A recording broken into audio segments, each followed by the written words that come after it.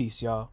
Before we get started, I felt compelled to remind everyone to stay safe and stay abreast of all the atrocities happening around the world. The people of Palestine, Tigray, Congo, Sudan, Haiti, and countless other territories are currently fighting for their rights and their lives. And if you're choosing to take action, please take every precaution you can. Stay hydrated, stay in groups, cover your face, and please, more than anything, don't lose hope. I've been leaving links to organizations and resources at the bottom of every episode description for a good minute, so please go check those out for places to donate and to find ways to take action today. We're not free until all oppressed people in the States and abroad are free. Much love, stay strong, and stay dangerous.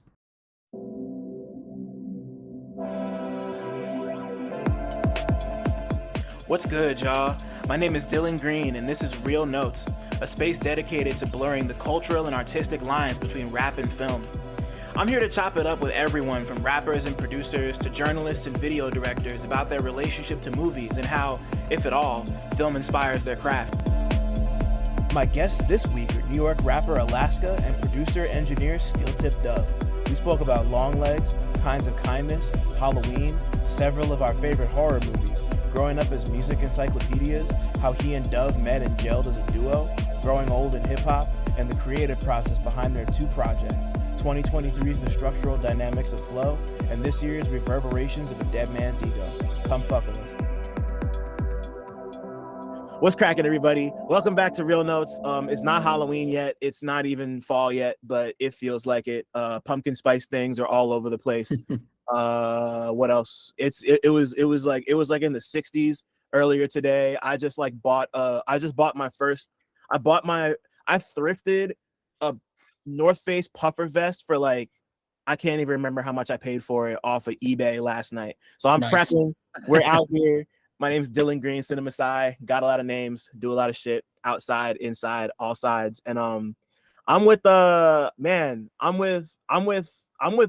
indie rap legends today, man. This is I've been doing a lot of duos recently, and I don't always do duos, but this one felt special. They reached out to me some time ago, and it only felt right. I mean, like over to my left on the screen over here, we've got a producer and engineer to the indie stars and a bunch of other people, like, just like music man supreme, businessman supreme, just founded Fused Arrow Records, been going strong for maybe like what's it been, Dove, like a year and change? 2 years? Okay, 2 years, thought so.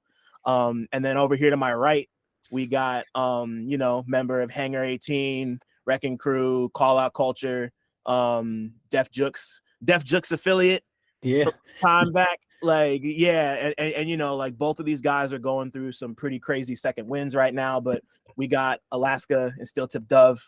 Reverberations of a Dead Man's Ego is out now on Bandcamp through Fused Arrow. Go find it. It's a lot of fun, kind of depressing, but in a fun way. It's fun depressing. Alaska, Dove, thank y'all so much for being here, man. It means a lot. Oh, thank you for having us. Yeah, really appreciate it. Yeah, no, like it's just been like we were talking about this off camera, but like Dove and I go back a tiny ways. We've been building the last couple years, and it's been great to see the process in the studio and all the stuff that you've been making for years. And just, I don't know, like you've been very gracious to me, and I appreciate that. And Alaska, we haven't met in person yet, but you've also been super gracious, and all the support, like you and my big brothers, Zilla and Castro over at Call Out Culture, y'all have been so supportive of me. And just thank y'all for everything you do. And I'm just happy. My pleasure, man. Yeah, hell yeah, we love what you do. So it's the feeling's mutual. And it means the most. I'm just out here trying to. I don't know. I'm just here. It just feels good to be here running with all of us. So yeah, let me ask y'all the first question I ask everybody who comes on here, which is what was the last movie or TV show y'all watched that you had a strong? I can't wait for this answer. What was the last thing y'all watched? You want to go first, Dove? I watched. I saw two movies in the theater very recently: Longlegs and Kinds of Kindness. Okay, I seen both of them shits. Let's talk about Longlegs was great. I thought it was really fun, really good. A little bit into it, I was like, "Wait, am I gonna hate this?" And then I realized they were fully self-aware, and I'm like, "Oh, this is so fun. They're doing their thing and having a lot. Mhm. This is great." Kind of Kindness was the most psychotic fucking thing I've seen in like 5 years. I still need to see that. Way more horrific than any fucking horror movie you're Yeah. about to see this year. Way scarier, way more fucked up. Just pure distilled fucked upness. Yeah. I can't say anything is fucked up, man. That is a psychotic movie. I love it. That's hilarious. I saw I'm trying to remember when I saw Longlegs. I saw Longlegs maybe probably about like 3 weeks ago at this point. I also really enjoyed it. I wish I liked the ending a little more, but reading about it and reading some other critics and listening to some other people talk about it, I appreciate it. Like I want to watch it again because like the first 90% is just like it's just all mood and atmosphere and like it really does feel like Silence of the Lambs kind of recontextualized for the True Detective era, and I like that a lot about it. But it didn't feel like derivative. It kind of like there's a lot of elements that make it similar to Silence of the Lambs, but it's just I don't know. It just freaked me out. Like just like the scenes where she's alone in the house and Longlegs is just I don't know. Like the shots were also so wide too. Like you're just expecting something to come out from. Yeah, and it never does. It never does. It was just like great building tension that like never got released. So you like the whole movie, you're just building this tension. It was great. Right. And that's the crazy thing because you can do that with really wide shots and then like really close shots, which I just saw me and my partner saw Cuckoo last week. And that's what I liked about Cuckoo too, is like all the shots in Cuckoo are like super fucking cramped. And it's like you can't really see but like an inch off the fucking frame sometimes. And like that really I think both those movies are great examples of just like really, like using open space to terrify, like especially at the beginning when Longlegs is like talking to the young the FBI agent when she's a little girl and all you see is like his mouth and then like the rest of his body and nothing. Like so fucking freaky, man. Like just I'm big on shot composition and like that's like real like watching like direction happen in front of you. Now all that being said about Longlegs, is it remotely as terrifying as Kinds of Kindness? No, I don't think so. Not even remotely. Like, the way that they were pitching that as the scariest movie of the year, I'm like, Longlegs? Yeah, they were. It was affecting, like, it was moody, but one thing it wasn't was scary.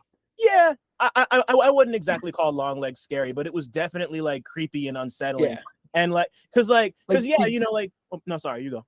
No, please go ahead. I cut you off.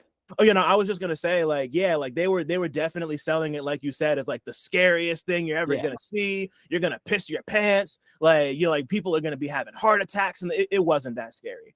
But it was all like once my expectations were adjusted because I talked to a ton of people about it, I was like, okay, I know what to expect. I went in, I got what I expected, and I really fuck with it. I thought it was great. I think Mike Seatown put me on to his earlier movie, Blackcoat's Daughter. I still haven't seen that yet. That was scary as hell. That was a great movie. And I do have like wonders if they're in the same universe because of like the shadowy demon character. Right. Like that appears in the other movie as well. So I'm kind of like interested to see if that is a thing. Another cool thing I learned right after it came out, the guy, his name's Osgood Perkins, I think his name is.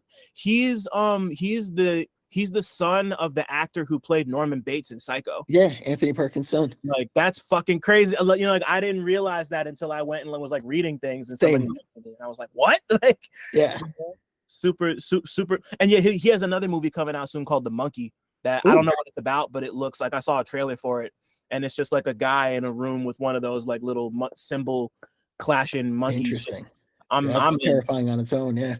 Did you see the dude that did Cuckoo? He did a movie called Lose as well. I haven't seen that. It's on my list. I'm gonna watch it soon. It's really good. I just watched it the other day, like preparing for Cuckoo, and I got COVID and never got to go see Cuckoo. So, I'm sorry. It's okay. I wasn't really sick. I just was contagious, so I had to stay home. Yeah, no, I get it. Before we move on to you, I want to talk about Kinds of Kindness because yeah, yeah, nah, like Don't spoil anything because I haven't seen it yet. You can't spoil this movie Okay, because good. it's not. It's just you exist in psychosis. Yeah. Like Wow. that's the movie. It's hard to even. What do we even talk about? What is there to even? So, let me think. So, all I'll say is that it's an anthology movie. It's split into 3 parts. All the same, or most of the same actors, not all of them, because there's a couple that have a few extra people, who I won't spoil. But like most of the same actors playing like 3 different characters, each. And there's one. I realized like there's one guy who's the same person in all 3 stories. I don't know why that didn't register to me until later, but it's just a movie. Like it's a movie about it's about like casual cruelty, kind of like suppressed and like hyper accentuated sexuality, and just like really fucking dark, Control. like Not controlling people and manipulating people. especially at the end. Like I know like there's I don't want to say it, but there's one scene at the end of the very last one that it's like there's a scene that just feels like a fucking like just like fuck you for like 20 seconds. Like just him Yorgos Lanthimos he's always been a troll. Like all of his movies are like that. Like even I went with someone who had just seen Poor Things. Okay. And she expected something similar. And now I have not seen Poor Things, but they are not similar from what I've heard. Absolutely not, because he didn't write Poor Things. He just directed it.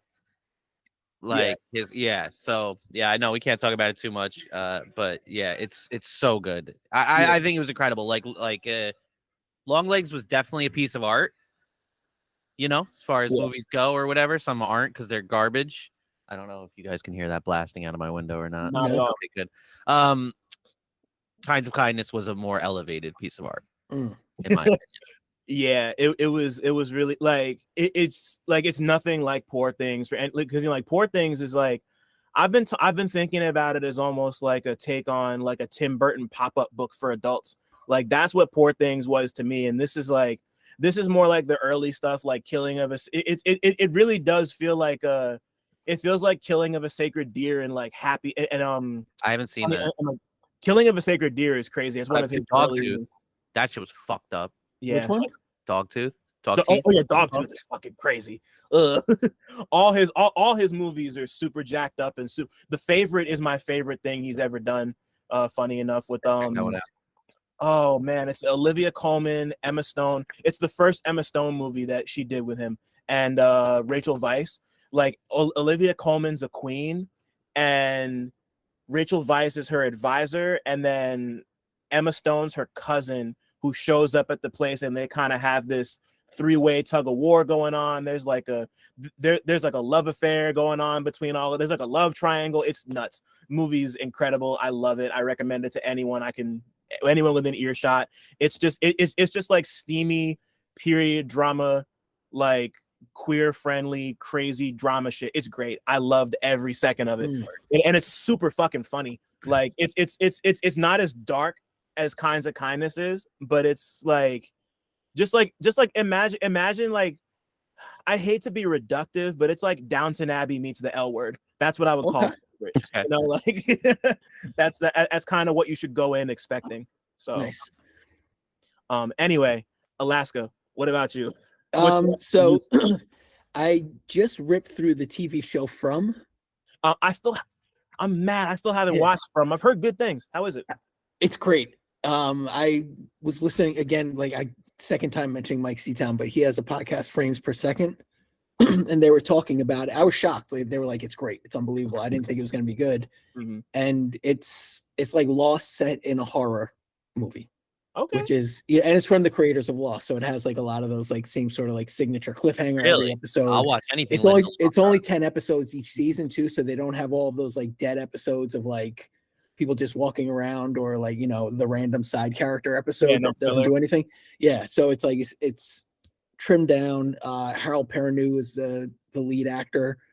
It's fantastic. And then another movie called Feast, which is like a real like B-level horror movie. Henry Rollins is in it. Tretch is in it. from Naughty by Nature. It's on Tubi. There's a series of them, Feast 1, 2, and 3. And I've only watched 1 and 2 so far, but they're just like complete like B monster movies with tons of gore and tons of silliness. That's my bag. Yeah, they're really fun.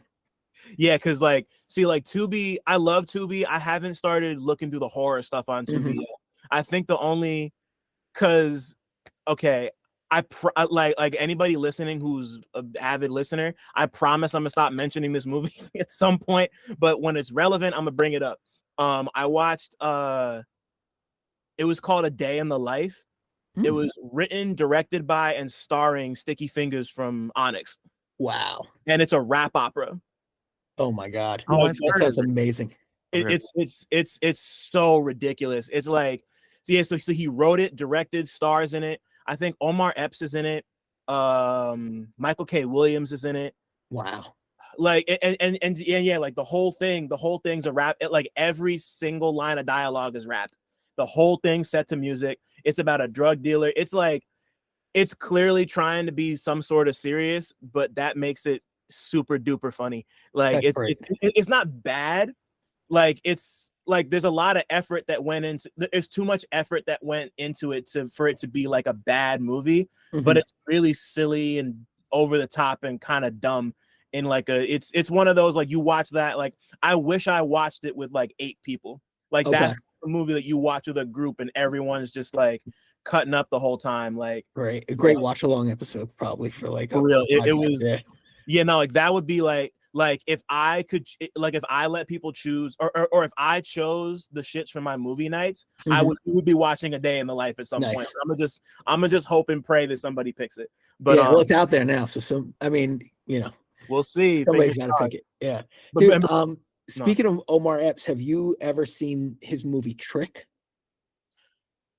Remind me what that's about, because that sounds a movie. It's like him, Jamie Kennedy's in it. It's like a weird cast. It's like really low budget. He seems too big for it, but it's basically like he's a cop.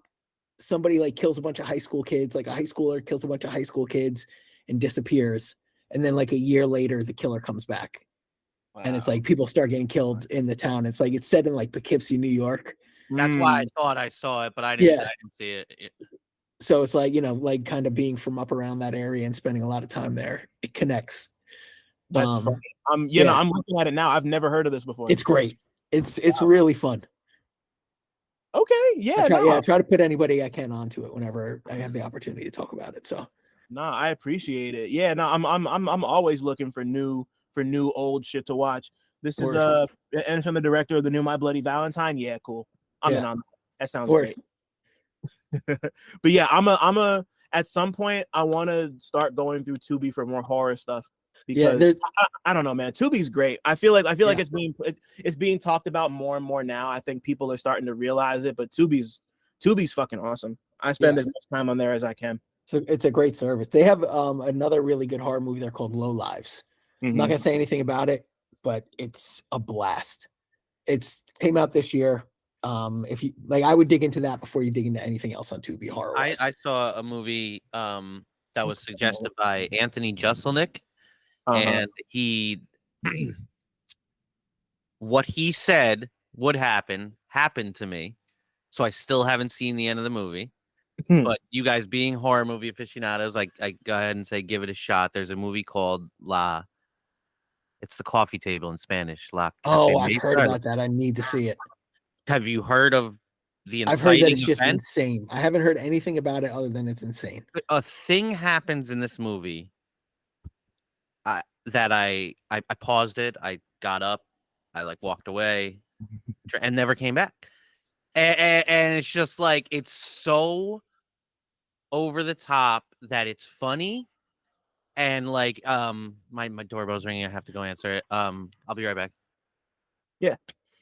Okay. So in that case, let's take it all the way back with movie stuff for you, Alaska. Okay. What's the first movie experience you can remember having? It could be at the theater. It could be at your cousin's house. Like just the first thing that comes to mind. It's probably seeing Jaws in the movie theaters as a kid. like that one sticks with me just because of the nightmares afterwards. That and seeing Halloween when I was like maybe like in 6th grade, on Halloween night and having to like walk home by myself. Damn. Okay. Nah. Talk to me about that. Yeah. So, it's just one of those things. Like, I remember like friends of mine who were like a year or two older, we get like Fangoria magazine and like thumbing through it with so much interest, but never really seeing anything like that. And then one Halloween night, I think I was at like my friend's house and we just put it on. It was like on regular TV. It was like the TV edit version. It wasn't even like the regular VHS version. And just like the chilling atmosphere of that movie, like everything about that movie was so lean and mean, and it's so real, like set in like a real town. Like it wasn't like Friday the 13th where you had to go out to the woods or where you had to be in the ocean. It's just like a regular ass little town, and having to walk home afterwards being fucking scared to death. And like kind of like just doing that walk run the whole way home. I'm not scared, but I'm scared, that thing. But yeah, it was I think one of the things that really cemented my love for horror movies. So how long was the walk home? It was like 10 minutes. Okay. Yeah, no, but I know that 10 minutes felt like 45. Oh, yeah, exactly. And it's like, like I grew up in like Peekskill, New York. Yeah. So it's like a 10-minute walk in the city is nothing. Yeah. But like a 10-minute walk through like a neighborhood, it feels so much more because there's like so much more shadow. There's nobody around. You're just like, oh my God. Like it wasn't until like I moved to the city in the 90s and like when I would go home now and I walk somewhere, I'm like, oh, that walk felt like a lifetime when I was a kid, and now it's like 5 minutes. That's so real. And yeah, no, like what you were saying about Halloween being that, I don't know, man. It's just like I mean, it's a standard, of course. Like that's one of those, like if you're a horror movie person, you need to watch Halloween. And like thing about it, like outside of what you said just about how I mean, like, as somebody who grew up in the burbs, like I know stuff like I know stuff like that pretty well too. But like to me, it took it took me some years to realize that Carpenter did all the music for the movie too. And like now, like I'm a fan of Carpenter just as a musician. Yeah. It's like looking into the work that he did like on the score, and just like it's all just like synth stuff, but it's just it's just as creepy and foreboding as it needs to be, and just definitely like definitely like an example of like perfect synthesis between like sound and image. Just like, oh yeah, like I don't know, man. Like they don't. It's so simple too. It's not trying to do too much. It doesn't cost too much money. And like I was saying with like direction before, like that's like, like when you made stuff like that in that time, like you didn't really have a lot of computer effects. So like you had to be super fucking sharp with your direction and just like scene blocking and shot blocking. Oh yeah. Just I don't know, like it just comes through so crazy. I watched some documentary, like they created their own Steadicam for everything. See, like they just created, like it didn't even really exist like in the way that they created it. But you're talking about the score, like I watched it a couple years ago again with my daughter. Like she's like a huge horror head. But like the thing really watching it like when I was a little older, and like the use of music, like the way he uses that like menacing like piano, like that heavy like bass piano, like when in any chase scene, it sets up so much tension. It's so fucking perfect. I have a question for you, Dylan, because we did this podcast, you and I, once together a long time ago live. Yeah. Have you watched The Patriot? I still haven't. Or Patriot. I still haven't watched Patriot. Okay, fair enough. We don't need to talk about it. I was just curious. I'm so sorry. Don't apologize to me. Listen, I feel bad for you. Don't apologize to me. Alaska knows what I'm talking about. We feel bad for you. Yeah. Because you're into you mentioned shot blocking and all these things of elements, and like it's a TV show, but the skills involved, like if you go beyond just the acting and the jokes and the writing, like the actual lighting, the needle drops, the framing, the cinematography, it's a holy shit show. So, okay, I haven't watched a whole episode, but I did walk in on my dad watching part of one, and I sat and watched part of it. And yeah, and like it was like between you and that, it was enough where like it's always in my head. I'm like, I gotta start watching Patriot. Like it needs to happen. And it I just bookmarked From Alaska. Okay, cool. Prime. Yeah. All I'm gonna say with Patriot is just watch it when you have like 2 weeks that you don't have to do anything else. Right. Like outside of work, because that is the only thing you're gonna want to watch. Yeah, by the end of episode 1, you're like, what Yeah. what am I watching? And then you're just you go all in. And it's on Amazon, right? Yeah. Cool. Yeah. No, because like this was like a year ago we talked about this. So yeah, I'm a like a year and change. I'm gonna make that happen. It's on my list. I have so many From on my list. That's, yeah. I have so many things on my list. I keep a Have either of you seen Black Summer? Yes. Unbelievable the zombie one? Yeah. Yeah. Oh my God. Unbelievable zombie series. Black Like, Summer's crazy. really incredible. Pure tension. Yeah. Damn. Oh man, I haven't watched Black Summer in a minute, but yeah, Black Summer was cool. That was really cool. I recently rewatched Diary of the Dead, which I remember hating when it came out. Oh, but it was pretty good. Did I see that? Remind me about Diary of the Dead. Diary of the Dead, it's the one where it's like the guy films the whole thing, like he kind of like he was like they were working on a school movie. Oh, was it the George A. Romero one that he made? Yeah, George A. Romero, and it was like the that. kid basically just like filmed the whole thing, and like you're basically seeing like the uploaded footage. Right. Yo, there was one on Netflix in a either a Japanese or Korean school. Oh man. You talking about One Shot Dead? No. It's not a school, but are you talking about Train to Busan? Because I love Train to Busan. Watch All of Us Are Dead. Oh, I heard that one's good. It's called All of Us Are Dead. It's called All of Us Are Dead. Never heard of it. Okay. It's fucking up. Movie or show? Korean. It's a Korean series. Okay, cool. On Netflix. Got it. Okay. All of Us Are Dead. There was another Japanese show that I started watching like maybe a year ago on Netflix about it was like a zombie outbreak happened in like an apartment complex. I can't remember what it was called or what it was about outside of that, but I watched like 4 episodes and thought it was cool. But like you start things on streaming and you make it like 4 or 5 episodes in, and that's the like I love a streaming service, but that's one of the things that really irritates me about it, because you'll start a show and then you'll find something else, and then like you'll make it through 5 other things and be like, oh yeah, I only made it through 4 episodes. It's just I don't know. That could be on the show. Like there's some shows where you start and you're just like, well, no, I'm not watching anything fucking else until this. Yeah. You know what I mean? Like the power of some shows, like definitely. Yeah. Yeah. I just noticed that Netflix added this series from a while ago that I don't. Have either of you seen Kevin Can Fuck Himself? Oh my God, it's amazing. I've never seen that. It failed. It was a total failure. Maybe Netflix will bring it back to life. It was no one saw it. Good, dude. It's a rare that a unique concept happens. Yeah. Very rare. So the concept, Dylan, is like a show is happening about a man and a wife who are a man and a woman who are married, and the show is both 2 things. It's shot, acted, scored, lit like a 90s sitcom comedy with a laugh track, like, and the jokes are Married with Children sort of jokes, like, look at this bitch, and then they laugh because when you call a woman a bitch, it's funny, you know what I mean, like very base level. And then at the same time, from scene to scene, or even within the same scene, how do I even explain this?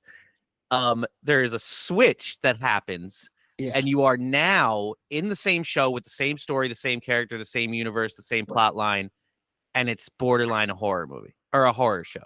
Yeah. Because she wants to kill this man because he's so bad. Yeah, it's like the typical like sitcom dad from the 90s where the world revolves around him. Yeah. And then you're seeing the impact of that on everybody around him. Mm-hmm. And he's completely oblivious to it, and he gets more and more harebrained and crazy as the show goes on, and everybody else's lives gets more and more destroyed. That sounds amazing. But then when you see it when they go into the scenes from the other lives, like it's a dark fucking comedy drama, dark dramedy, like kind of psych fucked up a little bit, and then they'll just switch right back to the sitcom vibe. I don't know. No one saw it. It was on like AMC or something, but I saw that they just put it on Netflix, and I wonder if people will like it. I mean, give it a chance. They will. That sounds great to me. It sounds like it's challenging. It's a little challenging, right? But it sounds like the sitcom-y bits from like Natural Born Killers with like Rodney Dangerfield as what's the face? Yeah, a little bit. Yeah, a little bit in terms of technique. Yeah. It stars Annie Murphy from Schitt's Creek. Okay, cool. Yeah. And no, I loved Schitt's Creek. I ran through that in like a month. Same. It was good. It's good shit. But what was I? Well, what else is on my mind? Oh, okay. So everybody has their own experiences. Starts to grow a little bit. Starts to refine their tastes as you get older. Was there a movie that you can think of that really, like, I like to think of them as capital M movies, like things that aren't necessarily like, they mean more to you than just like 90 minutes of entertainment, something that just like connected with you in like an emotional, artistic, or maybe spiritual way, just like something that really stopped you in your tracks, like this is a movie type shit. When I was super young, definitely SLC Punk. That Great shit movie. fucked me and my friends up. We were like, whoa, this is not normal. Like, this movie's so fucking cool. Like, we've never seen anything cool like that. It's just like, you could have a lot of fun. You could really just do crazy shit in a movie. And I don't know why that one just popped into mind. I can't think of anything else right now, but Eternal Sunshine, for sure. I was the right age. I was the right age for that to hit me. Like, that might be a little, if I saw that as an adult, I might be like, this is a little cringeworthy, whatever. But when that came out, the time of that shit was to me how good that was.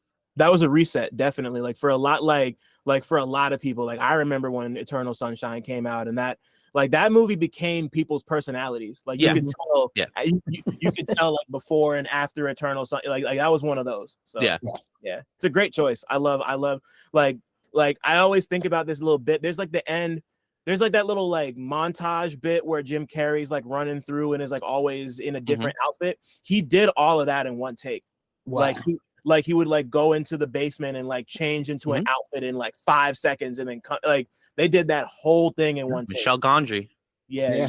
Gondry's a fucking legend, man. And I say that having seen his Green Hornet movie, which isn't good at all. It's not good. But still, one of my proudest rap moments is when on the Chappelle Block Party DVD, they had the bonus disc, and Michel Gondry was wearing a Hangar 18 t-shirt. Nice. That's crazy. Yeah, he's a big fan of shit like that. He made a beat on the last Paul Barman album. Yeah, he also had an office like right next to the Def Jux office. At the time, so like he would go and just get stuff from them. Wow, that's wild. See, okay, because I know Gondry also directed videos. Yeah, the White Stripes and shit. Right. See, that's nuts. I didn't, because I haven't watched the Block Party DVD, and like I have the DVD at my crib. I don't know that I ever like watched the I don't think I like, for some reason I never watched any of the features, so I never saw. It was crazy to see. I didn't know what was happening. I was like, holy shit. I don't even know if he liked us or they were just like, here's a t-shirt. And he's like, I'm gonna wear this t-shirt. Fuck it, man. Like publicity is publicity. And like, I know this, and I people saw that. So, yeah. That's stamped. But man, Alaska, what about you? Like growing, or not even growing up, just like whenever, really. So I remember like one movie that really hit me was 3 O'Clock High. Did you guys see that? Never. I don't even think I know what that is. 3 O'Clock High. 3 O'Clock High is like this. They ended up like remaking a version of it with Ice Cube and Charlie Day. Where instead of like, but it was. So the whole thing is like, it's this kid. He's like kind of like, like the class operator. He's like a nerdy kid. He runs the bookstore. He runs a yearbook, but he knows everybody. He's like trying to run for class president. He's got his girlfriend. He's got everything together. And then this kid named Buddy Revell gets sent to the school, who's like the crazy bully. Like he got kicked out of every school for beating up everybody. And he doesn't like being touched. And the kid goes up to him. He's like, hey, nice to meet you. And grabs his arm. And he's like, I'm going to fuck you up after school today. So the whole day is this kid trying to get out of this fight from 9 a.m. till 3 p.m. trying to get out of this fight. Yo, in school. And like, I think I've seen this movie. it's fucking great. The way it's shot, everything about it is just crazy. And like it was more like the way it was shot than anything, the way the story was told. I was like, oh, you could make like a cool like teen movie actually be interesting visually and like not just like, sitting in a library like The Breakfast Club. But so that one, and then like probably as cliche as hell now, but like Usual Suspects. I remember like having my mind blown by that movie. Yeah, no, and it's so simple now. You know what I mean? It's just like a little. Oh, yeah. It's not something you could ever go back and enjoy. Like it's a one-time movie, and you're like, right, oh. yeah. Which is crazy because you think about the whole Kaiser Soze thing in that, and like The Sixth Sense, and like The Sixth Sense is a movie that I can like go back and enjoy. Like it seems so simple. It's really like one of those movies where like now you can't even like. It's like everyone knows how the movie ends. Everyone knows how Usual Suspects ends. Yeah. Everyone knows that Darth Vader is Luke's father. Everyone knows that Bruce Willis is really dead. Like it's just like what about those are those movies. Fallen? Yo, my fault. Sorry to interrupt, but I just wanted to shout out the all new Real Notes Patreon page real quick. If you're looking for ways to connect and directly support the podcast, the Real Notes Patreon is the best way to do so. For as little as $5 a month, you can gain early day before access to every forthcoming episode of Real Notes, as well as an invite to the Real Notes Discord server, where you can talk to others about the latest and greatest in movies and music, come through for some listening sessions, and talk about whatever else is on your mind. I know I'm gonna be talking a bunch. If you feel like coming up off a little bit more, you could get cool exclusive content, like audio from Real Notes Live and Real Talk interviews. Those will be exclusive to patrons and ticket holders moving forward. Access to retro versions of my 60-second Minute Maid movie reviews, and even a monthly writing and podcasting workshop hosted by me. Regular episodes will still be available on a weekly basis anywhere you get your podcasts, but if you want the extras, you gotta come out them pockets a bit. Check us out at patreon.com/realnotes. That's REELNOTES. I appreciate your consideration and support more than you know. Now let's get back to talking.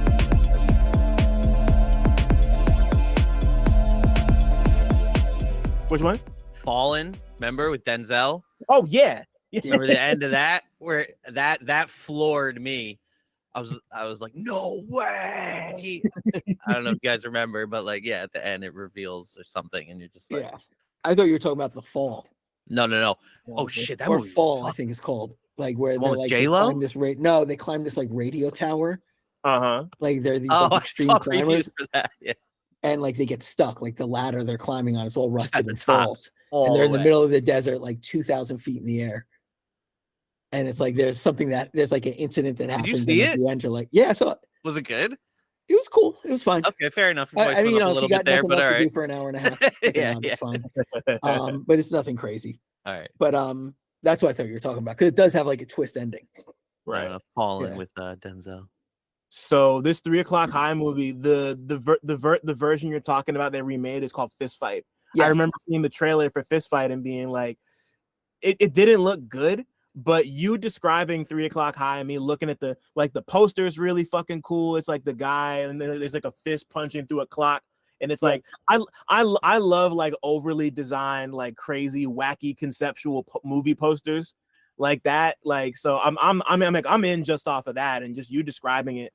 Like I'm like reading I mean, I don't want to see it spoiled, but like this looks great. I want to check it. And the guy that plays Buddy Revell, he was like the abusive dad in Kindergarten Cop. Oh my god, you remember that movie? But it was like that dude who's just like movie. Constantly has villain face from the time he was like a kid. I can't believe Charlie Day is in Fist Fight. I saw Charlie Day's movie last year. Which one? It was like his baby. He played like a silent actor. Oh no. Oh no. Man, oh man. And I am a huge Charlie Day fan, and it was so bad I didn't even finish it. Yeah, it's a remake. It's a remake of a really famous old not a one-to-one remake, but it's what? Yeah. Is it Fool's Paradise? Yeah, Fool's Paradise. Okay, but I forget what the original movie was that it remade, or that it was like I mean, that cast is insane. It should have been so good, man. It should have been so good, and something happened. I don't know, and you could tell something happened. Like, yeah. And Common's in it too. Oh my god, yeah, nah.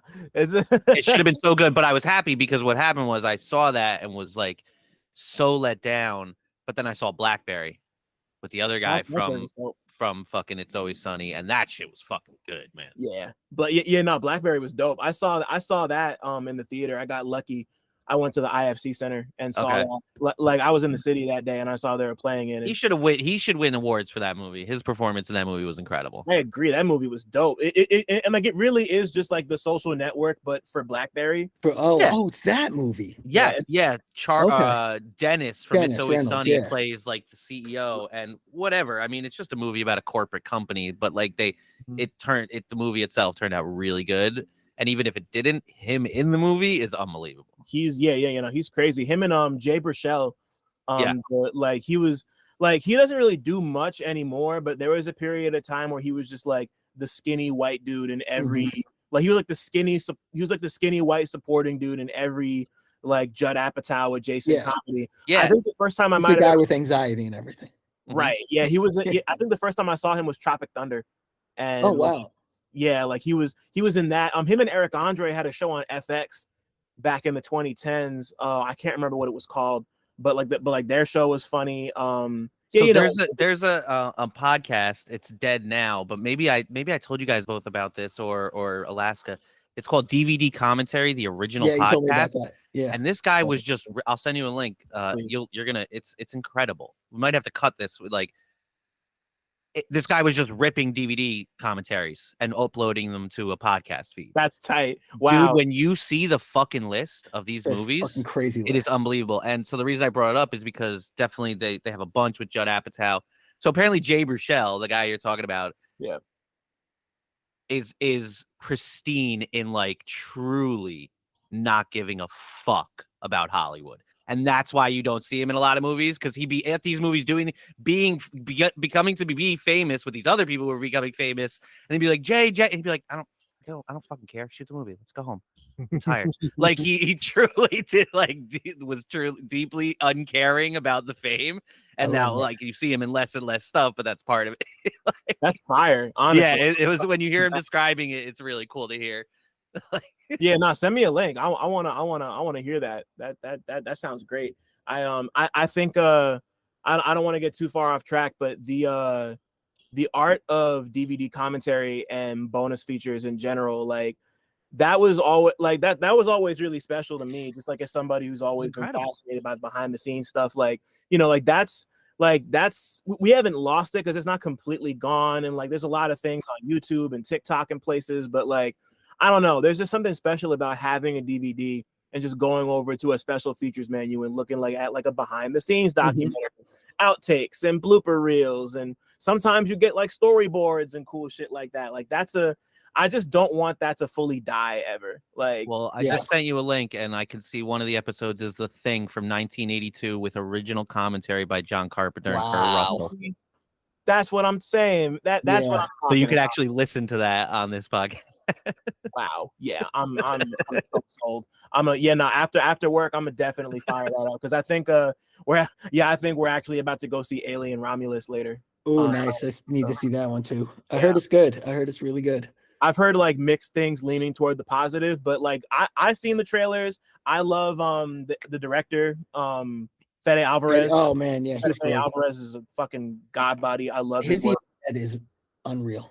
Yeah, I saw that in the theater too. I was in college when that came out, and I was the only one of my friends in my group. Shout out to James and Connor, everybody. I love y'all, but I was the only person who fucked with the movie because one of my friends has a phobia of needles, and there's a lot of needles in that. But like they were also kind of like Evil Dead purists. Like they were like we love 1 and 2. And maybe Army of Darkness and nothing, they just weren't jacking it at all. But I loved it. I'm just big on Fede Alvarez's style. Hell yeah.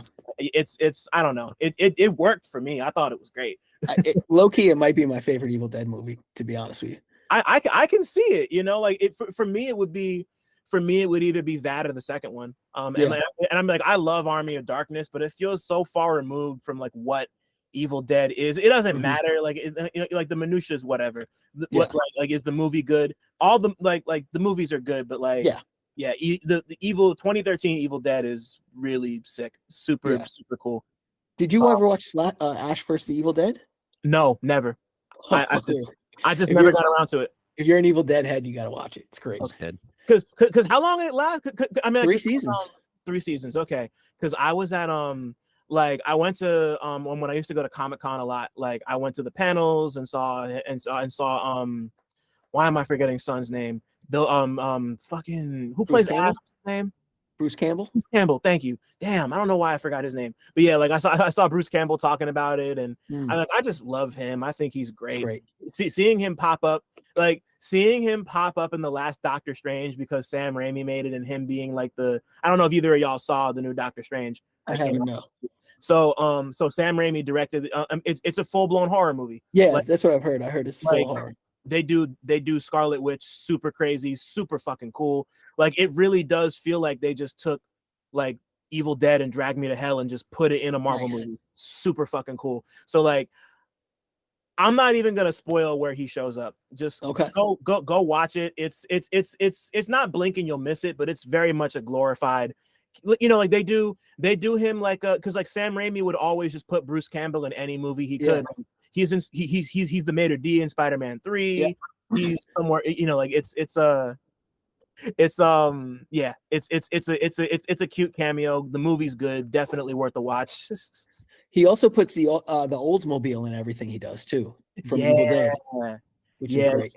Yeah, no, Raimi's interesting that way. He's got a lot of like ticks that I'm starting to appreciate more. Yeah.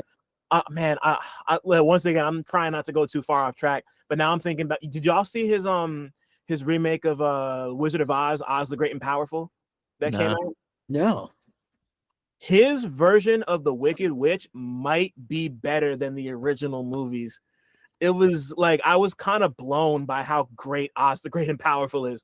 It's like I don't know, because like the whole thing is like it's a prequel about how the wizard made it to Oz and how he meets Glinda and the Wicked Witch of the West, and I forget the third witch who's in the movie, but I don't know, like just I never imagined that Sam Raimi would be able to bring Oz to life, but he brought it to life, and like I'm a critic I love and respect, like noted that Raimi has been playing around with the image of like green pointy evil things his whole career, like between Evil Dead and the Green Goblin and Spider-Man, and they were like he was born to put the Wicked Witch on the screen, and he ate down. That shit was beautiful, man. Like just thinking about it just gives me fucking goosebumps. But anyway, sorry.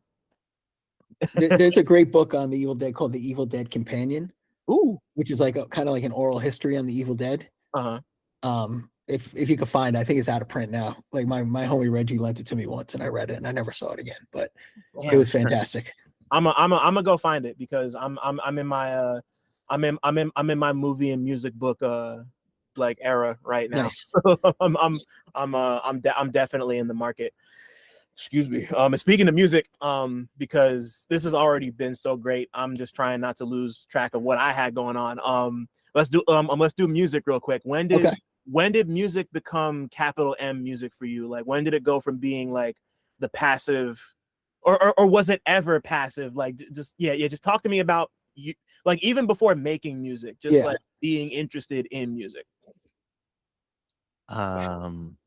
Yeah, I don't know, man. I mean, I feel like when I was really young, when CDs came out, and I was able to get my own CDs and decide which CDs I actually wanted, I became a big music fan, and then I became a music obsessive my first year at college.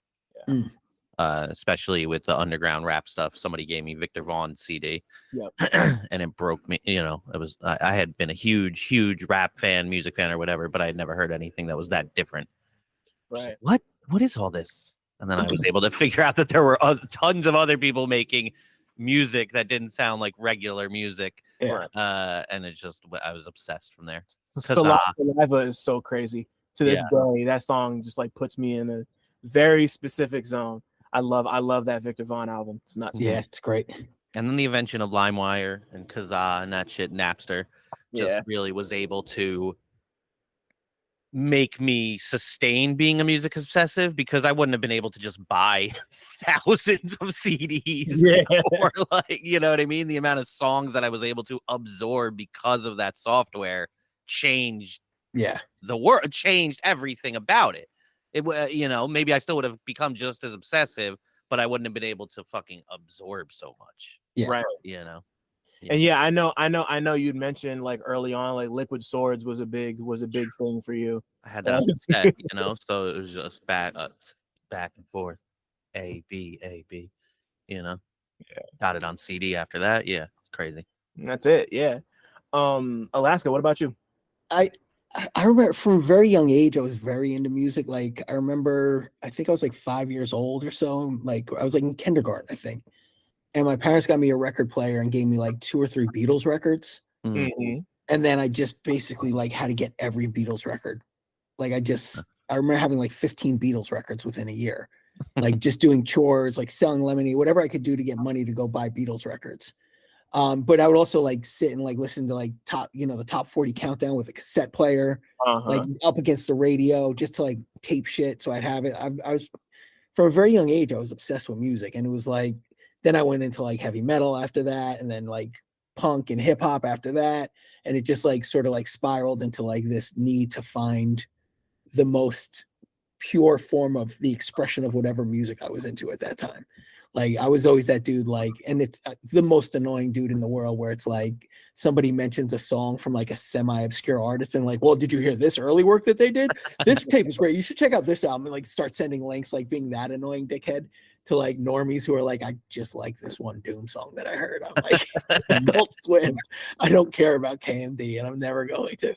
But like, you know, like I was like in college with like spray painted overalls with like underground hip hop groups and shit like that, or not like airbrushed overalls. Like I just was like that dude. Like whatever music I got into, like I dove in fully, and like so I've been an obsessive since I was pretty young. And like, you know, like I said, whatever genre it is that I'm into at the time, like I just keep going deeper and deeper. Yeah.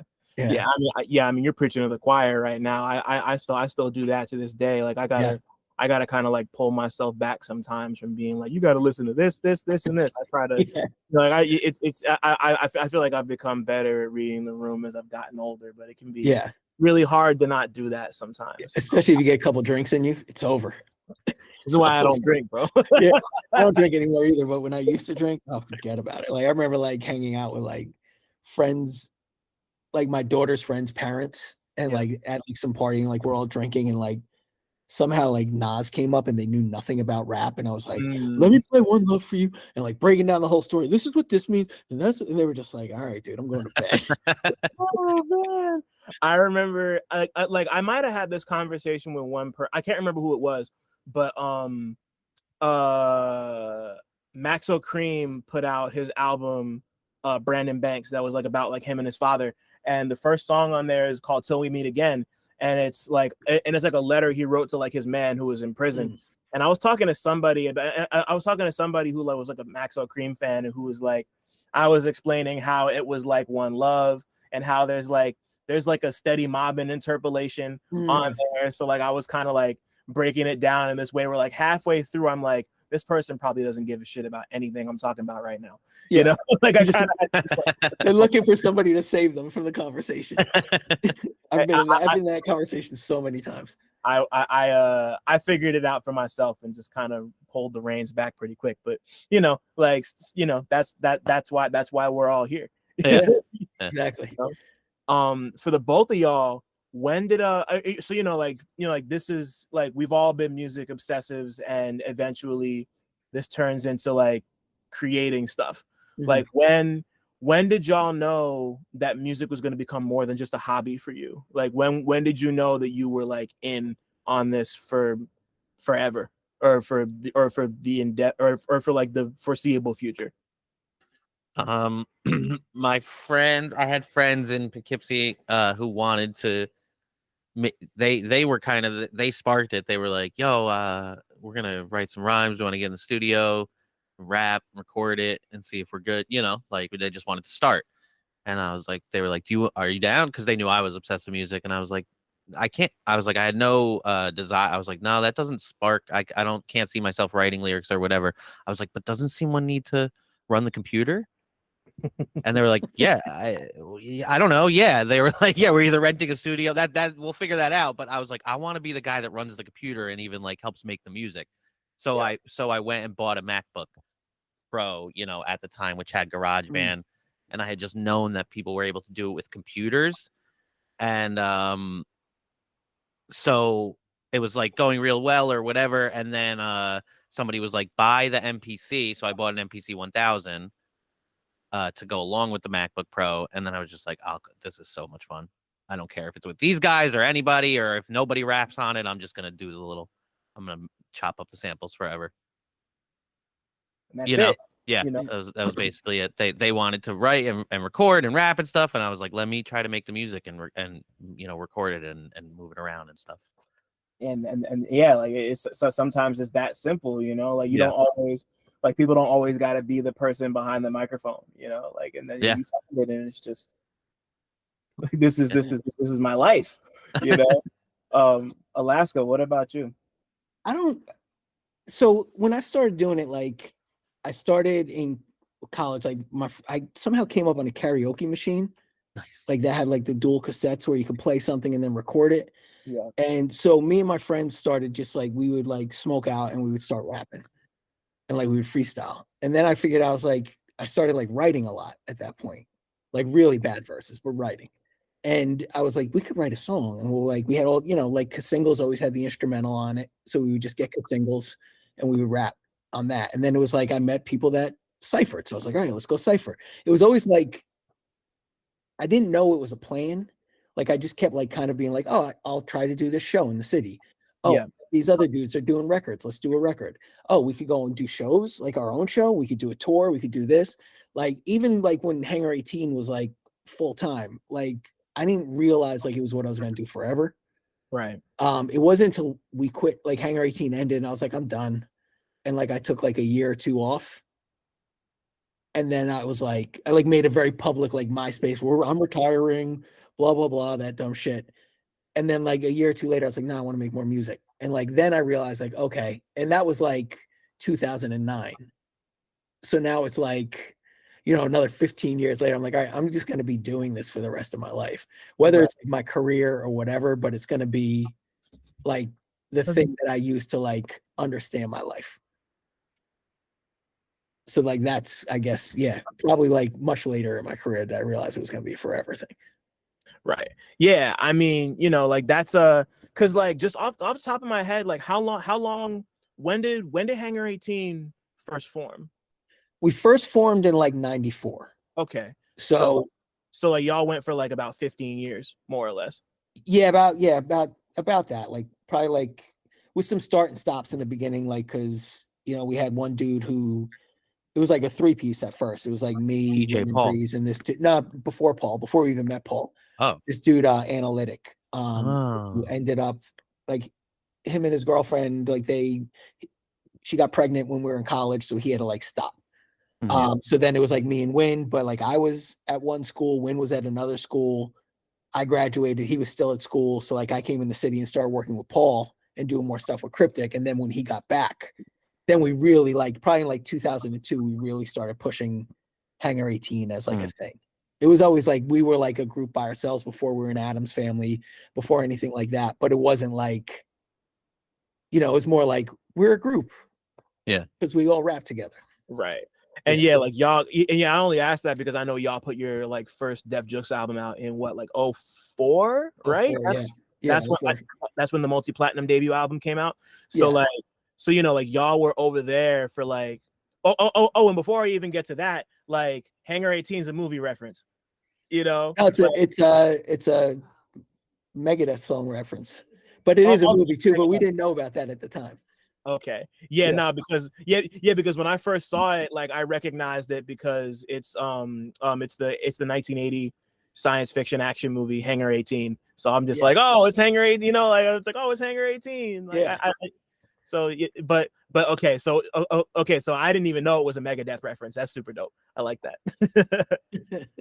That's crazy. So I mean, like you make it to like y'all are on Def Jux for probably about like 5 years out of that, like 14 or 15, and then so like Dove and Alaska, the two of y'all kind of are on this. You guys have your own separate things going on, and then at some point you meet. At some point the dots connect. When did the two of y'all meet, and when did you know it was time to like, or even before we get to that, talk to me about when y'all two first met and like first impressions, just like. Well, to put something out there, I was quite literally a fan of Hangar 18 when I started making beats. Like so Alaska's music was inspirational, like before, like in when I started making stuff. All of Def Jux, all of Rhyme Sayers, all of Anticon, all this shit. Like I said, where I was obsessed with Nas and Wu-Tang and all this shit, and then there's this other world where I'm like, what the fuck are these guys doing? Like, it's like they're making rap music, but they sound crazy, and like, so that was I think it was crazy to then what you're asking a question about, to then meet Alaska eventually down the road, because I was such a big fan at the jump. And it was through, damn, we literally just answered this question and I forgot already, and Alaska had told me last time too. Yeah, it was through Darko the Super and Harvey Cliff. There you Sounds go. about right. Okay. Yeah, Harvey Cliff lived near me out in Brooklyn. Kensington. In Kensington, like I live out in the Kensington section of Brooklyn, and he lived out there near me. I met him and we became friendly, and he was like, it's my last day in the city. I'm moving to California. We're going over to Doves. Why don't you come over with us? I was like, all right, cool. And I think that's when like we first met. Like that's like the first like time we actually, like we may have met in passing. Yeah. Yeah. By that time you had already started to like, I don't know if did you work with Zilla and them and the Wrecking Crew, and like not be part of that crew, but like work with them, and like. I think at that time I was working with this dude, Lang Vo. That's right. Austin, okay. Texas, and we had like a group called Words Hurt. Right. And I would be like on Wrecking Crew Records. Yeah, exactly. Exactly. So we didn't really start like working on stuff until probably after that. But I was like, in my mind, I was like, oh shit, the Alaska from Hangar 18. Yeah. You know what I mean? Like is back in the mix. And then, but that was even before that. And then when Harvey met you and Darko and brought you over, I'm like, this is crazy. I was like, I got beats, like, let me know. Yeah. Yeah. And I think you had given me a couple packs after that, but I was working on stuff with Zilla and Jason Griff, I think, by the time I got those packs. And it wasn't until like all that stuff was out. And then like, I think like, was it 2 summers ago that we were just like, let's do it. Now's the time. Yeah. You're talking about Dynamics of Flow now. Yeah. 2 summers ago? Yeah, it must have been. Has to be. Yeah. But that was gonna be my next question anyway. So yeah. Shout out Harvey Cliff, man. He introduced me to a lot of people. Yeah. Yeah. No, shout out to Cliff. That's crazy. So yeah, like talk to me more about like when y'all decided it was time to like lock in for a project, because like like that's because like thinking about both your projects, like I like since last night I've been thinking a lot about how like y'all had already been working for so long and had been affiliated with so many different people and labels and groups, and like y'all had already lived a couple lives before you met each I mean, like musically, literally, figuratively, and musically before you came together to do your first one. So when did y'all first realize it was like y'all were like creatively kindred spirits and all that? I think the music does that itself, right? Yeah. Alaska. I mean, if I'm giving you beats and those beats are like making you write words, then that just either happens or it doesn't, like, yeah. Yeah, I mean, I think like the first session when we first sat down, recorded like 2 or 3 songs. I was like, this is kind of cool. But the next session for me, like when we did another 2 or 3 songs, I was like, this is really like too easy. Like, almost, like, it kind of felt like a cheat code, right? Like it shouldn't, like, because when you've been making music, a lot of times it's like it's not easy. like you're kind of like struggling to get things out. You're trying to figure, but like I'd never worked on a project that was that easy to do. And even this project, like it took a little bit to get started, but I think once we got started, it was just like out of nowhere. We had like 15, 16 songs. Yeah. Wow. Yeah. It just like, it kind of just happens that way with us. It does. I mean, there's something to be said about just the type of beats a producer has versus what whether they know it, or whether they're looking for something specific or not. The way I've come to understand it is that if I give you 5 beats and you're a rapper, and several of those beats, as soon as you play them, some words start to form.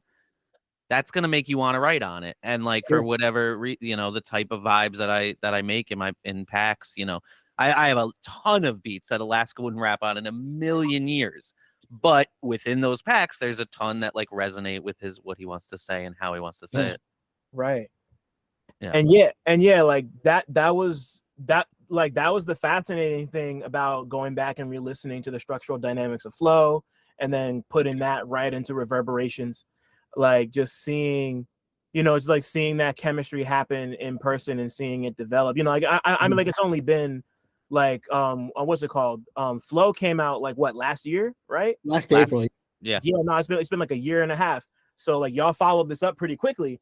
Like all things considered. And I think what really stuck out to me was that, like, obviously you're talking about stuff on dynamics of flow, but it feels very just kind of like meat and potatoes. We're doing this, like, come listen to us do our thing and just like get these beats and rhymes off. And Reverberations there's a lot more conceptual heft to it. Like there's like a theme here. There's, like very, very, like even from the title, it's just like very much like, hey, like a lot of, like not the whole album, but a lot of Reverberations deals with getting older in rap music. And, like this is like, like hip hop just turned 51, like, so like we're, like it's still pretty young. Before we even get into the music proper, this is just like, especially after listening to the back half of the album, I got to ask this. When did y'all first look up and realize that you were old in rap years? I've known for a while, but I've been wrestling with that for a while. I think probably for about like 6 or 7 years easily. I think I realized it when like I just stopped caring about a lot of shit. Not like stop caring, but like I still love like hearing good music, but like I stopped caring about like the petty shit that you care about when you're younger. Yeah. Like, and especially like as an artist, like the weird jealousies that you have, the competitiveness that you have with other artists. Like, I don't know, when I just stopped caring about that. Like none of that mattered to me as much as like seeing my friends happy. Yeah. And, like just trying to create something cool. Like I'm always ecstatic when somebody creates something cool. And I also realized, like, I think when I'm like, I'll listen to your record once or twice, and then I'm going to go back to just listening to these old jazz records. Like, that's probably when I realized, like, I'm really old. Like, I used to listen to everything so much, and now I'm just like, okay, it's great. It's amazing. I couldn't do what you just did. But don't need to hear it again. Yeah. I have the unique pleasure of being a producer and, like an engineer, and I feel like I don't feel that old. I feel I feel getting older in life, but it's not really hitting me musically. But that's because I don't know. No, I don't write words. No one is even gonna, like, it's a little different when you're the performer, right? You're putting your life in words on the outwardly public facing, whereas you don't know whether I'm fucking 40. I turned 41 this year, but there's probably might be people listening to my music and Alaska's music, and they're like, yeah, these 20-year-old guys, like whatever. I would be shocked if somebody. Well, if they're listening to you, sorry, but they don't think of the age of the producers, like, but yeah, I don't know. I mean, I think we're all pretty young. I think arts keep people young, and I don't mean that metaphorically. I mean it quite literally, physically, mentally. I mean that in a literal sense. Yeah, I would put it even just beyond like arts, just having something you're passionate about. Yeah, sure. Like sure. keeps you young, like whatever that is, like it keeps you But young. It's participating in it though. Like, like if you yeah. like playing tennis, Yeah. and like really are into it, that'll keep you going. Yeah, definitely. Yeah, you know, like I'm 32, but like, you know, like there's you know, like I'm at a point now where there's starting to be like more people slightly and sometimes even like significantly younger than me, like coming up and doing the thing. And it's like, you know, like there's less opportunities to be the kid, you know? So like it can, you know, like that hasn't like, I'm still at a point where I'm running with enough people and listening to enough shit that I don't feel old yet, but I can definitely start to see like how my worldview is kind of calcified in certain ways, like not in every way, but there's just certain things where it's like, this should be presented and or written like this is how I like it, it's how I prefer it. It hasn't, you know, like but you know, like it's all a beauty is in the eye of the beholder, you know, because like that, because like I don't even say old as in like a bad thing, you know, like I could just be like a, you know, like I think about like Not Really in the Experts album that came out earlier this year, Blip, which is super duper fun. He has a song on there where he's just talking about like, my teeth aren't as sharp as they used to be. I can't really eat pizza like I used to, you know, like my fingers kind of bent in a weird way, you know. It's just like stuff like, and you're like, even like Alaska, there's a song on here where you I'm Mild for the Night, which is my favorite song on this album. Like I love how I mean, like you've talked about this before. I heard you talk about it on Rowan's thing. Shout out to Rowan, Rap Music Plug. Great. Love the community. Love the show. You know, like you were just talking about like just being I don't know, just like going through like all those like physical things that like are just like, yeah, my body's breaking down.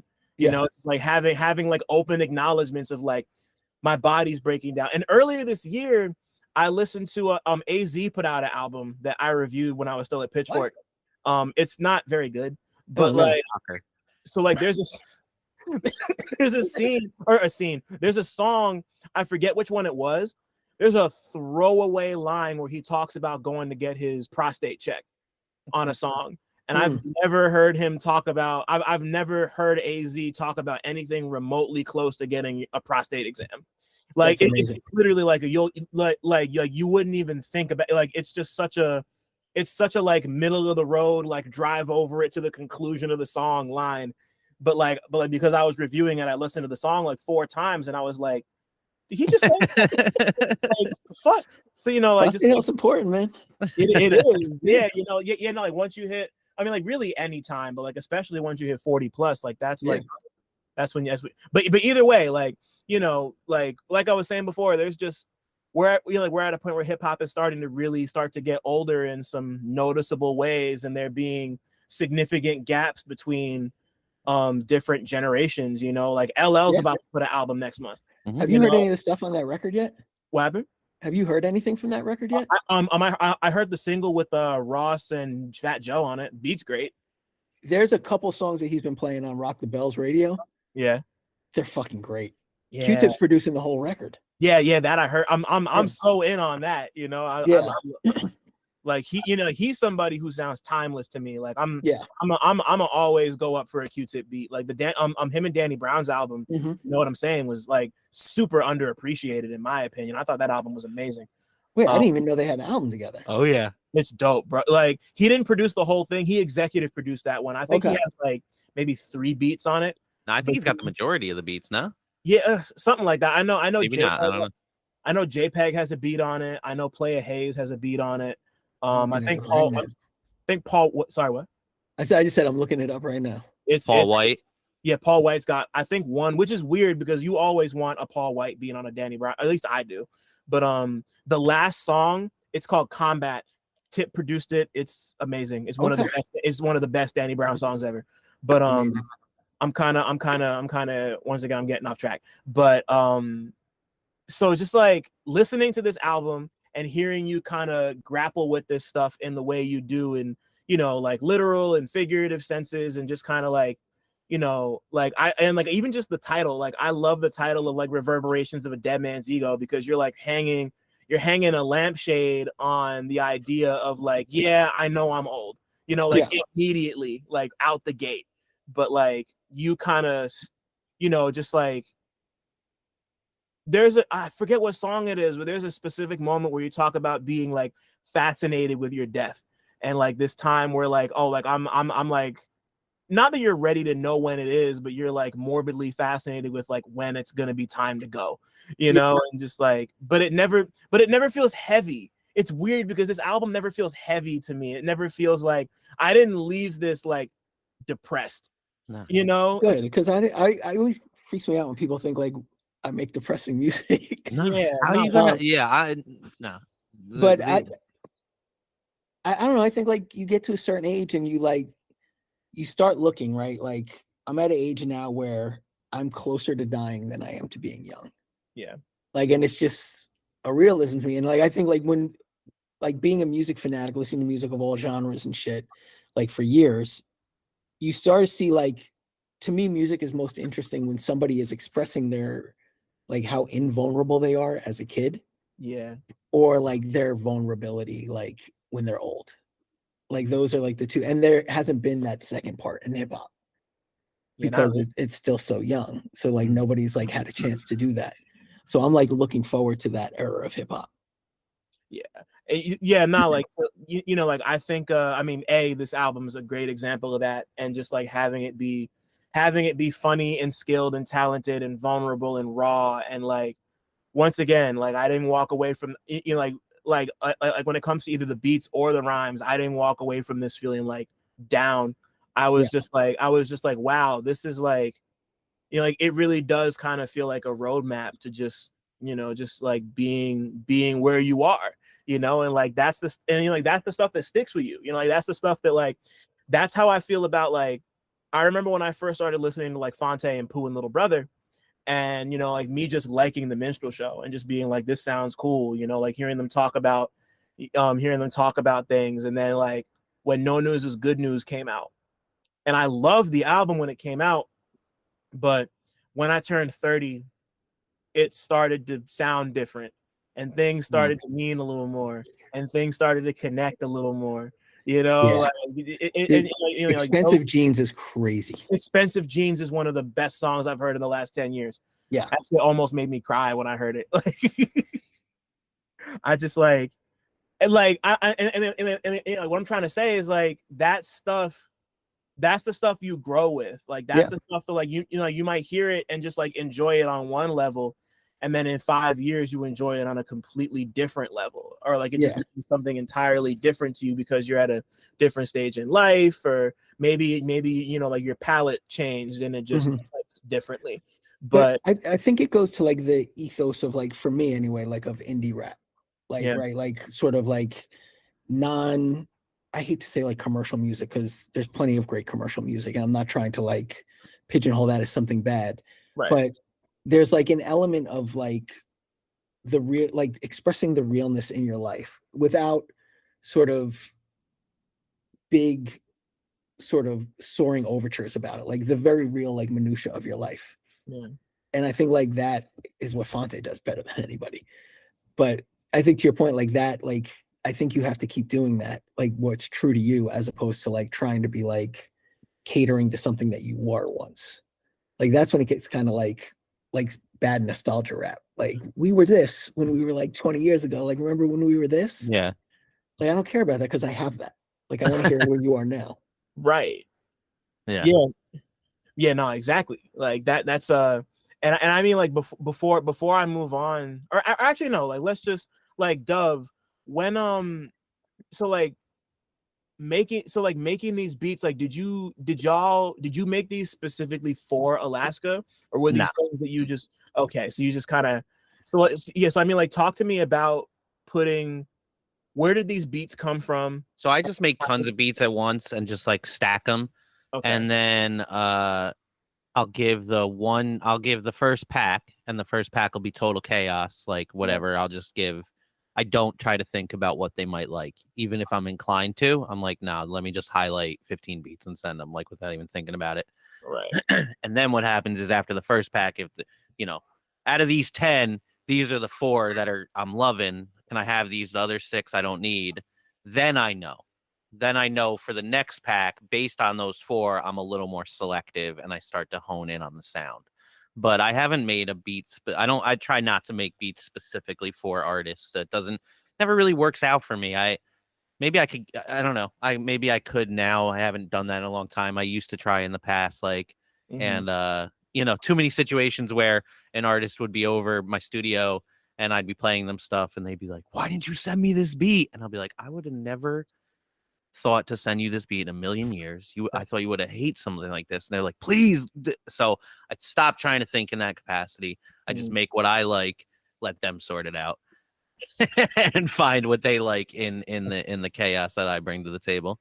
So so knowing that, what when Reverberation started to come together, like when did you realize like from like a beat perspective that this is gonna become like, what was the pack like that you sent initially, and when did you realize that it was gonna start turning into like, what was the first song we did for Reverberations? Do you remember? I think it was Neuromancer. Okay. Yeah. Which is similar to Key to Life in cadence. Yep. Yeah. So, but again, I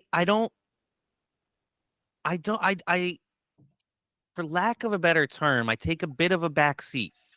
Mm-hmm. In the very where it's headed thematically. I don't write words, I don't come up with song concepts. I don't really do that. That's not so I just keep providing buckets of sound until it can get carved out, and then I come in heavy on the post-production and stuff. So yeah, I didn't custom really make anything for this except for after when Alaska was done, primary recording, and even during my customization comes in the mixing, the post-production, that sort of stuff. And then Alaska comes in on that. He brings in Marcus Pin, who does all the scratches on it. I was gonna ask about the scratches. He kills that. So yeah, I don't really not part of my skill set usually when creating single producer, single artist albums. I let that kind of the artists work that out with their lyrics and vision, and then I'll come in and put it together towards the end. Because like I can, like knowing, like having seen the way you do your thing, and just like having been in the studio, I know you go crazy with the mixes and just like all the little flourishes, like seeing seeing you and Sharif put a song together like at the boards is such a, I don't know, it's always a treat to me to like see that go from like a recording to a completed song type shit. Like just like all those little flourishes just make me smile. And like seeing the like there's a whole bunch of little flourishes on here just like on this record, like to go to the writing. I gotta ask about this Sugar Ray Fly obsession. Humble, man, like talk, like I gotta like, because like I had just been listening to fucking I saw an episode of American Dad that had Sugar Ray in it. Like talk to me, like why was Statues Crumble set around this Sugar Ray song? So I'm gonna go ahead and just at the outset wash my hands clean of this. This was all Alaska. So like on Call Out Culture, how we do like all the big tournaments where it's like we take a genre and pull all the songs together. So we were doing like the soft white boy rock tournament. Yeah. And Fly was one of the songs. So like we were just listening to it, and I'm like, during the tournament, so it got stuck in your head. It got stuck in my head, but that line, like during the podcast, I was like, if Prodigy said that line, we would be quoting that line constantly. Yeah. Like we'd be like, that's the hardest line ever written. So I don't know, when I had the beat, I just kept saying it over and over. I was like, this could work as a hook. It could work as a hook. And then I just started every verse with that. I was like, if I could do this, we're doing it. If it fits and it works, we're doing it. Because it's like, it's such a crazy line from a ridiculous song. Yeah. And I just was like, nobody's ever going to think about using this. So we have to. Yeah. That just like, you know, like stuff like that, just like once again, like I think that's part of the reason why this didn't feel so heavy to me, because like that's so silly, but like it's endearing and earnest, and like y'all just made it work in a way that just worked for me. And then you were talking about the scratches, Dove, and like it took me a minute to find it, but like the vocal sample on Imposter, it took me a second to realize it's from the Addams Family, but from I think the first movie, maybe, not to say. Wow. I mean, that would make sense coming from Marcus being like the film guy. Yeah, like because like it's a bit where Gomez is just like, it's an impostore. Like I went and like looked it up. I'm like, it sounds familiar. I think it might be from the first Addams Family movie. Nice. But like I don't know. Just there is something very like I try not to be this literal on the pod unless people talk about it, but like it does feel very cinematic in that way. Just like these like little thoughts and flourishes and details on both like the sonic and the writing end. Another we had thing, very few notes for him too. It was like there was a couple where it's like, I want you to scratch this, like in the war going on inside the Ballad of the Has-Been.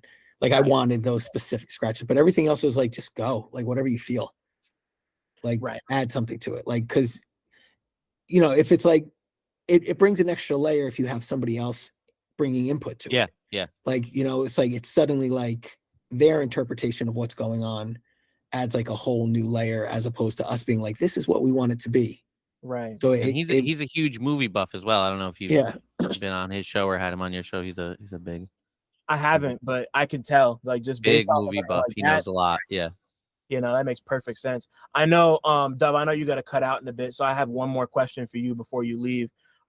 Just like, because we haven't gotten to talk about like Fused Arrow specifically, and like I know it's been 2 years, and you've put out like records with like some of our best and brightest, and just like seeing a lot of like, especially this year, like you're really starting to build it into a home for like not just like alternative rap stuff, but like, you know, just like I feel like I've told you this a bunch, but your style is so proggy to me, and I love that about it. Like it's like I get a lot of prog from what you do, and I love seeing that applied across, you know, like your production, people's raps, other people's production, like just like I'm not gonna hear anything like the '89 The Brainchild project like this year ever again. Like that project, and I'm not just saying that because one of the songs on the cassette is named after me. I promise I'm not biased.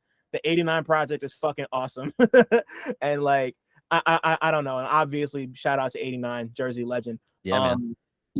So yeah, I guess my question is where do you like, where does Alaska fit in the Fused Arrow universe for you? Oh man, I mean, that was one of the first few records I put out, was the Structural Dynamics of Flow. Right. And exactly. To be able to come back a year later, even less, with another just as good, if not some people feel is better.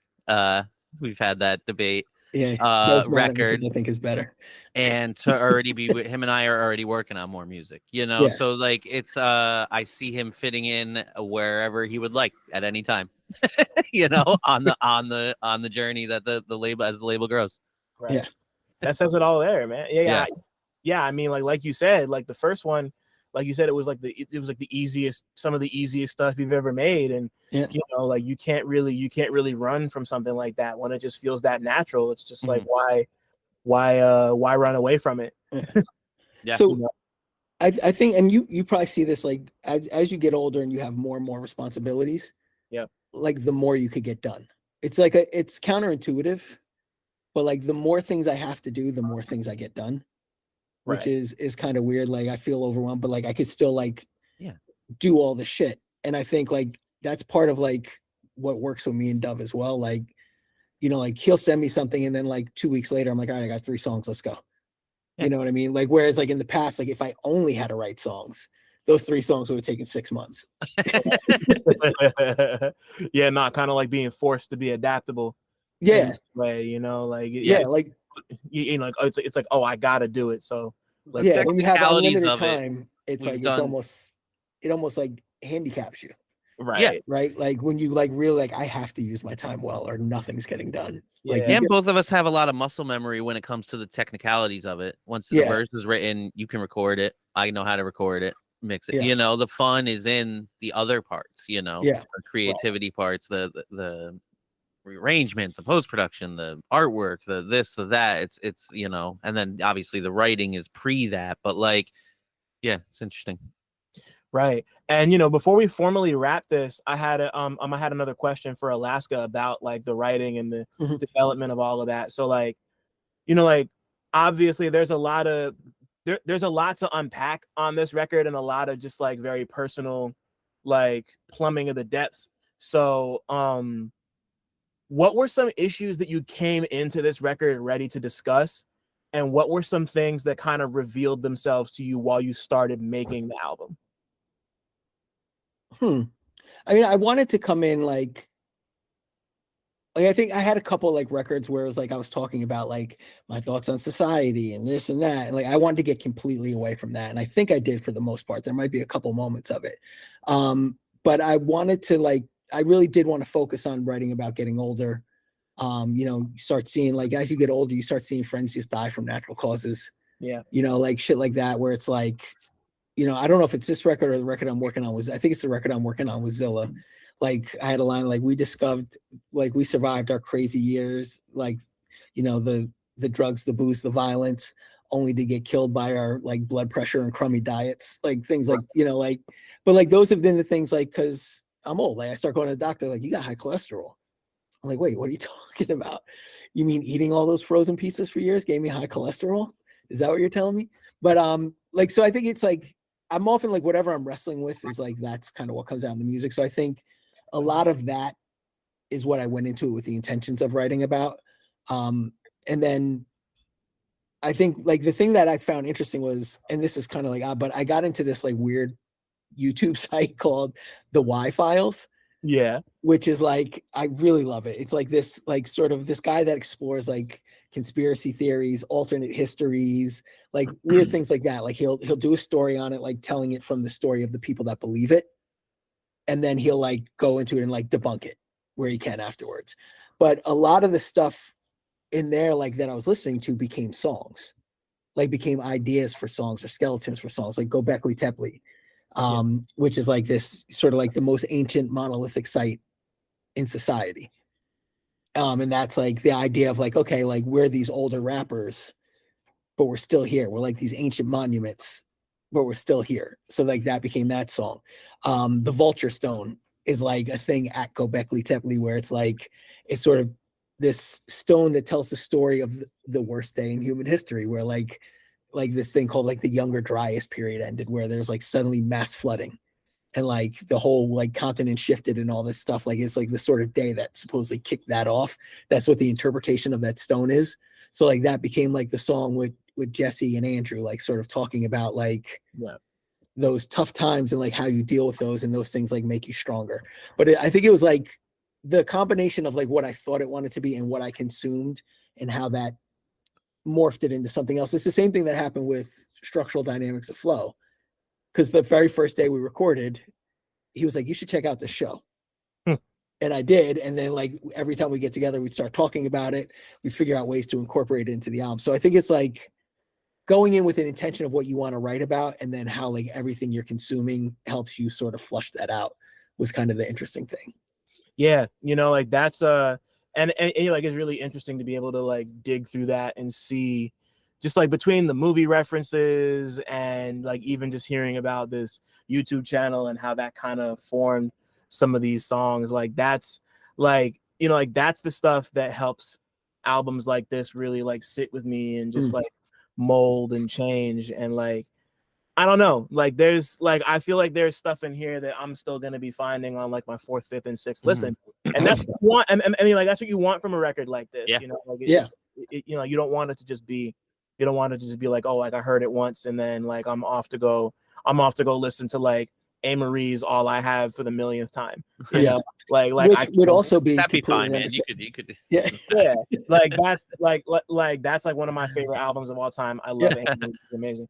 But you know, like it's like I said, there's just a lot to dig into here, and the stuff that I found already is just so like that, you know, like I mean, like y'all reached out a while ago, but that's why we're doing this, because like I really enjoyed this record a lot. And excellent, you know, like even just getting the opportunity to go back and like I'm looking forward to like going back and digging through more Hangar 18 stuff, because like I've heard y'all stuff, but like I haven't done like the deep dive. So excited to do the deep let dive. me know if you need versions of it. I can send it over to, I mean, it's all on Spotify if you need it there too, but if you need like your personal MP3s, let me know.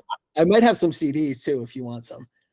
I might take you up on that. Yeah, let me know. I think it's like I think I might have like one, like I know I have a ton of like the mixtape one, but I might have one or two of the other ones around too. So if Take No if you want, let me Chances, know. one of the best beats and verses. Yo, that track is insane, dude. Man. But you know, like the reason, and you know, like I just love that, like I think I mentioned it before, but like the two of y'all are on like an incredible second win, just like on both of your respective ends, or like not even second wins. Like y'all have been through, like I said, a bunch of different lives, and you know, like I feel like you're at a point where, you know, like a new generation of listeners are coming in to hear what you have, and there's just like this whole repository on, you know, like both solo and together, that it's just like time to go and dig through. And I think that's what makes a project like Reverberations so interesting and special, is that like y'all have done so much separately, and now you're finding this new life together. And on that note, Alaska and Dove, Tim and Joe, if your lives were movies, what would they be about? I don't know. Jeez. It would be about a very exhausted dad who has a secret life that has like, you pull the thing on the bookshelf and it opens up a cavern and you go down and there's like this whole secret rap life. Yeah, I don't know. This guy chilling, this guy chilling, doing spreadsheets for rappers, organizing their projects and making sure they get actually released into the world. I love a practical and secret double feature. So I'd be very. Yo, I'm gonna throw out one last suggestion to you guys before we wrap. Horror shit, building tension shit. It's on YouTube. You have to watch the playlist in the right order. It's called The Backrooms, and it was made by this 17-year-old kid named Kane Pixels. I know Backrooms. You've seen it? Yeah. Have you watched it? Like for not the whole thing in order, but like I actually discovered Backrooms through TikTok. So yeah, bro, that shit is good. If you watch it from the front to back, like it's fucking weird, man. Send me a link to the full thing, because I do want to watch that too. That sounds great. So to bring it full circle, the Y-Files does an episode on Backrooms. Of what though? Like on doing what? Like talking about the kid who made the movie, or no, talking about this conspiracy theories and like this sort of like idea that this is a real thing. How that's like popped up on the internet because of that. That's funny because it's not a real thing. Yeah. But it's like Slenderman, like, right? Like Slenderman took on its own mythos, and like it's like a creepypasta, you know, like people exactly.